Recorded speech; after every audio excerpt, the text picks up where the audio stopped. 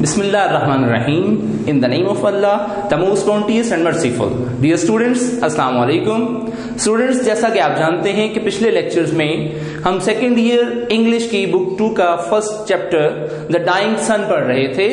आज हम उसके क्वेश्चंस देखेंगे कि उसमें कौन कौन से क्वेश्चंस मौजूद हैं, क्योंकि बोर्ड के पेपर में एक क्वेश्चन जो है वो क्वेश्चंस के हवाला से आया करता है, जो कि फर्स्ट जो है बुक 2 के जो पहली जो मॉडर्न प्रोज है उसमें से आते हैं.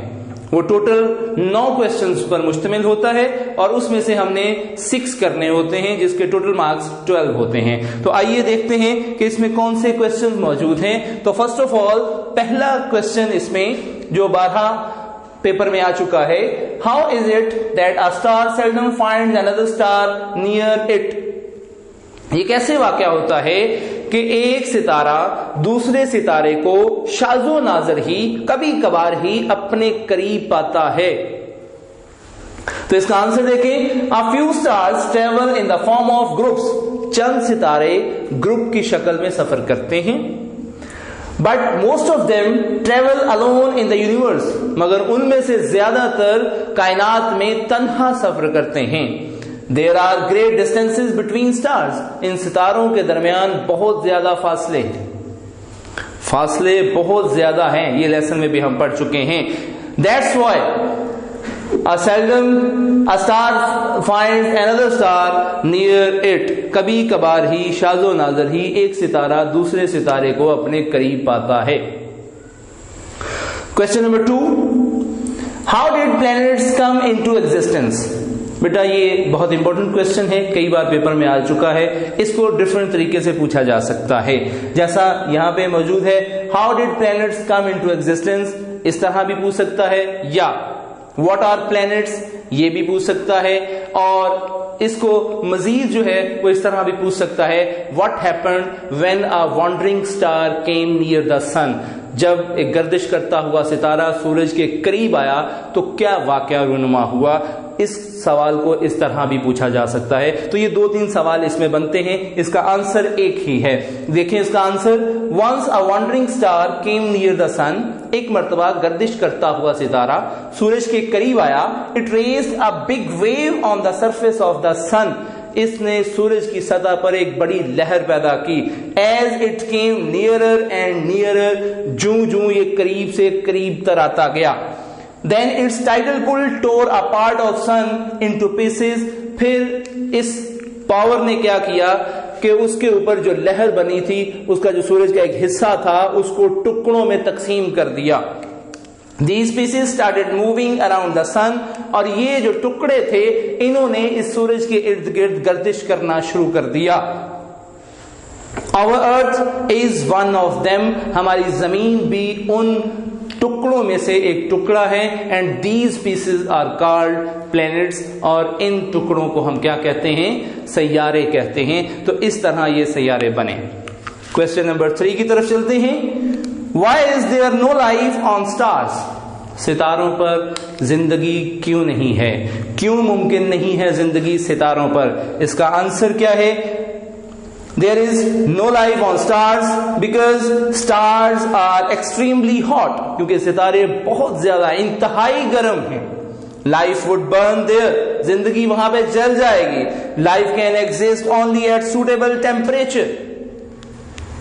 जिंदगी जो है वो सिर्फ एक सूटेबल टेम्परेचर की जरूरत होती है जब जिंदगी मुमकिन हो सके. Where things can exist in a liquid state. और वो टेम्परेचर कितना?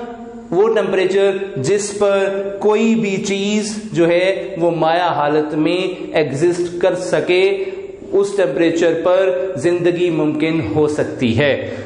इसलिए सितारों पर जिंदगी मुमकिन नहीं है क्योंकि वहां पे टेम्परेचर बहुत ज्यादा होता है. तो नेक्स्ट चलते हैं क्वेश्चन नंबर 4 की तरफ. सबसे पहले देखें इसमें, right a note on beginning of life on the earth. आपने नोट लिखना है कि जिंदगी किस तरह शुरू हुई जमीन के ऊपर. As the earth became cooler gradually and the conditions became favorable for life on it. बेटा जैसा कि आप जानते हैं कि जब सैयारे यानी वो चांद सूरज के वो टुकड़े जो यूनिवर्स हमारे स्पेस में गिर गए थे, انہوں نے سورج کے ارد گرد گھومنا شروع کر دیا، اور انہیں ہم نے کیا کہا تھا؟ سیارے، پلینٹس کہا تھا۔ وہ شروع میں بہت گرم تھے، بہت زیادہ گرم تھے، مگر آہستہ آہستہ کیا ہوا؟ وہ ٹھنڈے ہوتے گئے۔ جس طرح ہماری زمین بھی اس کا ایک حصہ ہے، تو وہ بھی آہستہ آہستہ ٹھنڈی ہوتی گئی، اور اس پہ جو حالات ہیں وہ مناسب ہوتے گئے، یعنی اس میں جو ٹیمپریچر تھا وہ فیوریبل ہوتا گیا، موزوں ہوتا گیا۔ At first life appeared accidentally on the earth. شروع میں ابتدائی طور پر زندگی جو ہے وہ حادثاتی طور پر زمین پر شروع ہوئی۔ It started in simple organisms. یہ سادہ جانداروں کی شکل میں شروع ہوئی۔ Then they gradually developed into human beings اور complex structures اور complex organisms. یہ آہستہ آہستہ جو ہے وہ ہیومن بینگز وہاں پہ جو ہے وہ ڈیولپ ہوتے گئے، یعنی وہ جو سمپل آرگنزم تھے وہ اس کی چین چلتی گئی اور وہ کمپلیکس آرگنزمز میں چینج ہوتے گئے۔ Next beta, why is the universe so frightening؟ ہم جیسے کہ لیسن میں پڑھ چکے ہیں کہ ہماری یہ زمین جو ہے وہ یونیورس، ہماری کائنات، یہ بہت زیادہ خوف زدہ ہے۔ ہم یہاں پہ بہت زیادہ خوف محسوس کرتے ہیں۔ اس کی وجہ کیا ہے؟ The universe is so frightening.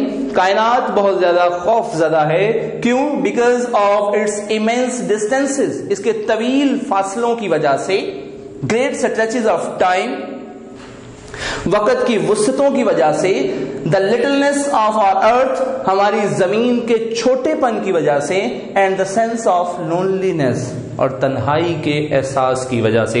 یہ تنہائی کا احساس کیا ہے؟ کیونکہ جس طرح زمین پر زندگی ممکن ہے، اس طرح کسی اور سیارے پر یا ستارے پر زندگی ممکن نہیں ہے، تو اس لیے ہم اس کائنات میں خود کو تنہا فیل کرتے ہیں۔ اس لیے یہ سینس آف لونلینس ہم میں ہے، اور یہ بھی ہماری فرائٹننگ جو ہے کی وجہ بنتا ہے۔ Next beta, what are the conditions essential for life؟ زندگی کے لیے کون سی کنڈیشنز جو ہیں وہ ضروری ہیں؟ کن کنڈیشنز کی بنا پر زندگی ممکن ہو سکتی ہے؟ دیکھیں اس کا answer, life can survive only in suitable physical conditions. اس کے لیے جو ہے موزوں فزیکل کنڈیشنز ہونی چاہیے۔ کون کون سے حالات ہونے چاہیے؟ The most important of which is the temperature at which things can exist in a liquid state. سب سے زیادہ اہم چیز وہ ٹیمپریچر ہے، کیونکہ ٹیمپریچر زیادہ ہوگا تو ظاہری سی بات ہے ہر چیز وہ چل جائے گی، اگر کم ہوگا تو ہر چیز فریز ہو جائے گی۔ تو اس لیے ماڈریٹ ٹیمپریچر ہونا چاہیے۔ ٹیمپریچر وہ ٹیمپریچر جس پر کوئی بھی تھنگ یا کوئی بھی میٹر جو ہے وہ لیکوڈ اسٹیٹ میں ایگزسٹ کر سکتی ہے، مائع حالت میں ایگزسٹ کر سکتی ہے، اس ٹیمپریچر پر زندگی ممکن ہو سکتی ہے۔ Next, the air and the water are also necessary for life. ظاہری سی بات ہے جہاں ٹیمپریچر جو ہے وہ ماڈریٹ ٹیمپریچر ہونا چاہیے، اسی طرح ہوا اور پانی بھی زندگی کا ایک حصہ ہیں۔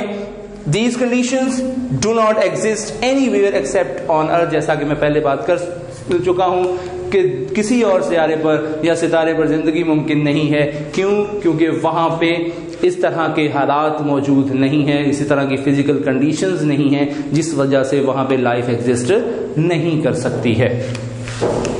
لاسٹ کوشچن بیٹا اس کا، what are temperature belts? Temperature belts کیا ہیں؟ یہ کئی دفعہ جو ہے بہت امپورٹنٹ جو کوشچن ہے، کئی دفعہ پیپر میں آ چکا ہے۔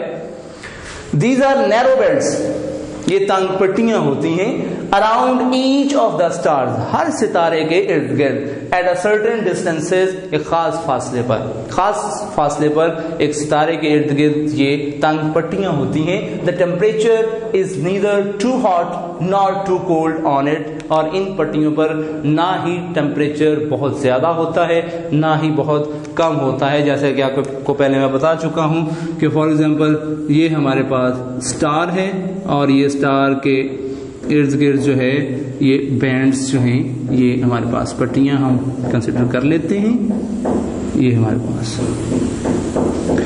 اب یہاں پہ ہمارے پاس یہ کچھ قریب ہیں کچھ دور ہیں، جو بہت زیادہ قریب ہیں یہ بہت زیادہ گرم ہوں گی، جو بہت زیادہ دور ہیں وہ بہت ٹھنڈی ہوں گی، اور یہ ہمارے پاس پٹیاں یہ درمیان میں، فار ایگزامپل یہ ہم فرض کر لیتے ہیں یہ درمیان میں، جو بہت زیادہ نہ تو دور ہے نہ بہت زیادہ کم ہے، یہاں پہ ٹیمپریچر جو ہے وہ ماڈریٹ ہوتا ہے، اور ان کو ہم کہتے ہیں ٹیمپریچر بیلٹس، جہاں پہ نہ ٹیمپریچر بہت زیادہ ہے نہ بہت کم ہے، یہاں پہ لائف جو ہے ایگزسٹ کر سکتی ہے۔ تو یہ بیٹا ہمارے جو کویسچنز اس لیسن کے آپ نے اچھی طرح سے تیار کرنے ہیں، اور انشاءاللہ نیکسٹ جو ہے ہم نیکسٹ لیسن سٹارٹ کریں گے، اور انشاءاللہ یہ جو ہمارا پچھلا لیسن ہم نے پڑھا ہے اس کا ٹیسٹ بھی انشاءاللہ میں بنا کے آپ کو سینڈ کروں گا، آپ نے وہ اس کو حل کر کے جو ہے وہ بھیجنا ہے۔ شکریہ۔